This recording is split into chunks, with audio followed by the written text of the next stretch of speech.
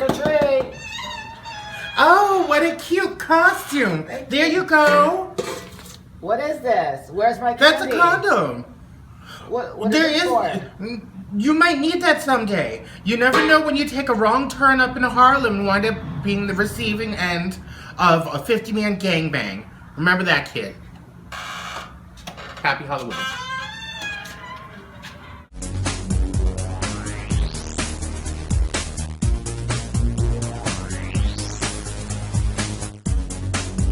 Welcome to The View! Where we are in an overlit room. It's just so overlit. Overlit and underpaid. Overlit and underpaid. Isn't that always the case? Yes, it is. Well, actually, Limelight was pretty dark when we weren't there. And we were overpaid. We were not underpaid. We were overpaid when it was underlit and overpaid. But that's next topic. Next week on The Pew. Underlit and overpaid. Those are the days. Those are the days. But these days, we have something else to discuss. We're going to go back. We go back in time. As we've never done before. This is something we've never done before. We're going to discuss. Right, because we only like to talk about the present. And the future. And we love to talk about the present. And we hate dwelling in the past. If you have presents, we love to talk about it. Past is bad. Bad past. So we're going to dredge it up anyway. But even though it's bad, terrible, awful, we're going to bring it up. Because guess what I found lurking under my bed? And no, it was not last week's Scruff Encounter. No. It was nothing more and nothing less than James St. James's. It was excerpts from James St. James's book, the ones that didn't make it in the book. The stories and the bits that didn't make it in the book. So, you're going to read one? I'm going to read, yes, I'm going to So, read. for the first time ever. For the first time ever, never done For those of you who have read James St. James's book. And I know there are tens of you. And subsequently forgot it. Dozens. We're going to read a part of that book that you didn't read and that you don't remember anyway. And look at the pages, We have, hey James, look at this. I'm finally going to profit from your book. In some way. I don't know. Yeah, I don't know exactly what way that will be since we don't make any money here. Take it away. Okay, take it away. Okay, now I'll give you a little bit of setup here. This is the beginning of the book where James is kind of describing. Oh my God, I had vibrating in my pants.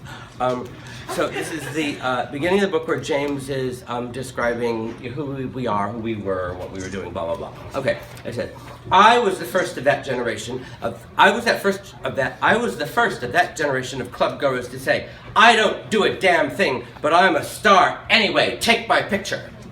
It was a joke, but press, hungry for a new angle, gobbled it up, effectively opening the door for a whole new generation of club kid wannabe ne'er-do-nothings. I don't know why I'm bragging about this, because of me, a bunch of snot-nosed little kids started wearing tutus and carrying lunchboxes to nightclubs. Maybe I shouldn't be so quick to claim credit. Michael will back me up on this, though. He freely acknowledges my contribution. And now here's a quote from me. James, of course you start it all. You win. That's the way of the world. There's always an original, and then there's the person who comes along with a bet and runs with the idea and makes all the money from it. That's me. So why did that even get cut from the book? Like what's objectionable or bad or wrong? Well, these things aren't necessarily cut because they're objectionable or wrong. They just maybe it wasn't written properly or it wasn't written in a way that maybe there's something there that he describes later on or something. It was taken and probably written in some other way, in the book. But the topic is interesting because he's talking about taking credit for the nightmare that the club kids became. Right, when everybody knows I'm the... Wait a minute. No. He's taking credit for making you a nightmare. No, he's taking credit for making the club kids, in general. Well, he was one of the trailblazers. Well, he was, exactly as you said. He was one of He wasn't the only person dressing up back then. Well, and he also wasn't the only one who gave us inspiration. I mean, I don't know about you, but for me, I got inspiration from a lot of different people. Yeah, I mean, I'm pretty sure a lot of club kids back then were not dressing to look like James St. James. I don't think anybody was. No. I mean, unless they had two pigtails coming out. I mean, unless they go to the Halloween store and they get the tooth blackout and the fake wrinkles and everything, then they could look like it.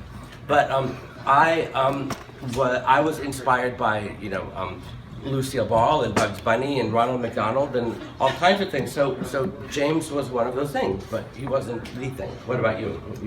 Well, I was inspired by cartoons and superheroes and Lee Bowery and Blitz Kids and punk rock and new wave and... Well, Lee Bowery I didn't know about yet. So. Drag queens. The list goes on and on. Yeah, drag queens. So yeah, I think it's a bit, it's unusually pompous of James to try to claim credit for something that he should not be claiming credit for. Unusually pompous. Yeah. Yeah.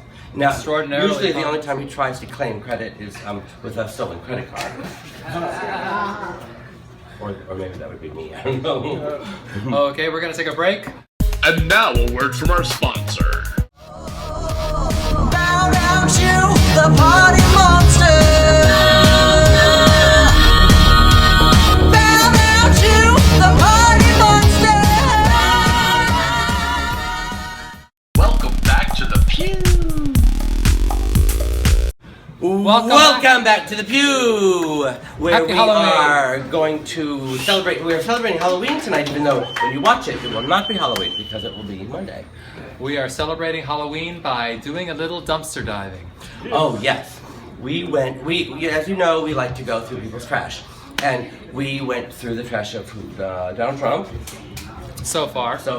and now we've gone through the trash of none other than.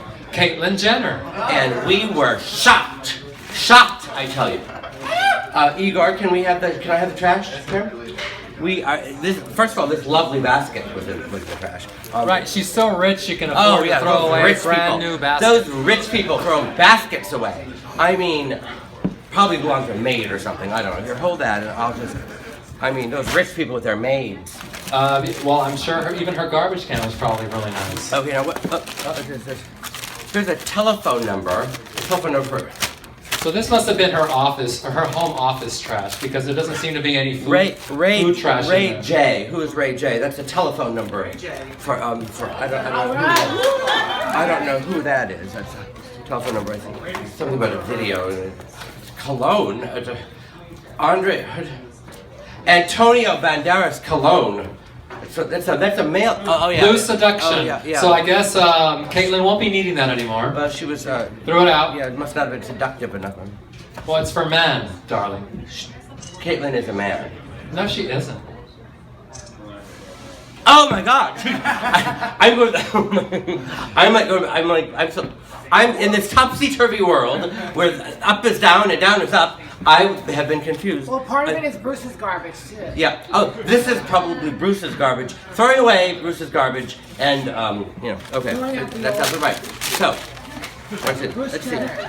You know she's transitioning to a woman, right? What's clear blue? Clear blue. Let me open. Is that a pregnancy test? Well, I don't.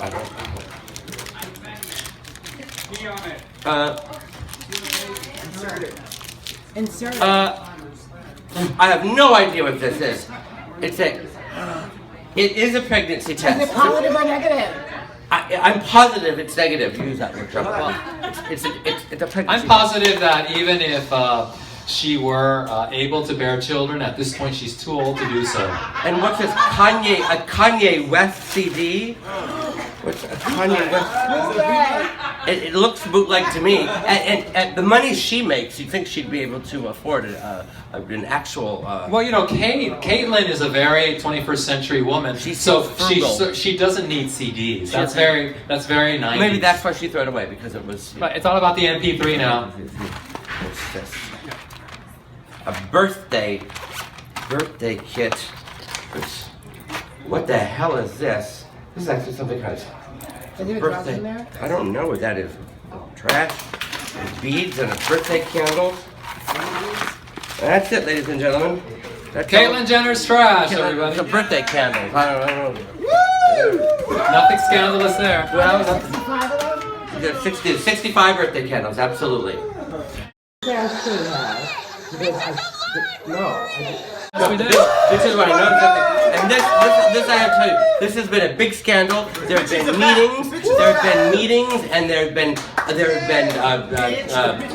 things on the calendar, and locked doors, and Congress has been inquisitioned, and the Benghazi has been postponed, and Clinton is going to, and she finally, and here we are. So. Well, Neon Darkness wants to Oh, know. Neon Darkness. Now, who's Neon Darkness? I've never seen that name. That's somebody. It must be a new viewer. I haven't. A new person asking a new Neon question. Darkness. Yeah, I haven't seen. Demanding to know if we can dance. Yes. Demanding to know if you can dance. If both of us if you can dance. dance. I'm sure Ernie can dance. Well, get up and dance. Well, I can definitely dance. Michael hired me for years to dance at his clubs. Yes, Ernie was And he paid me bottom dollar to do so. bottom dollar. Get up Wait a and minute, you were dance. just talking a minute ago about how much money you made at Limelight, and now you're saying I paid you bottom dollar. Was it bottom dollar or money at Limelight? Well, as you said, it's a topsy-turvy world. Topsy-turvy. Well, and on that note, Ernie will dance. My position is that if Neon Darkness wants to see me dance, she has to come to our party. No, wait a minute. You say she? Or he. Or, Do we know? well, I'm using the royal she. It's a he. It's a he, says Igor. Okay, well. Because I talked to him. Okay. So, the answer to that He, question is absolutely. Come to the party and I'll Not. dance with you. No. Yes, come to the party and Ernie will dance with you. And you know what? So will I. If you come to the party, mark my words, Ernie will dance with you. And that, ladies and gentlemen, is the end. Thank you for coming. Bye. Bye.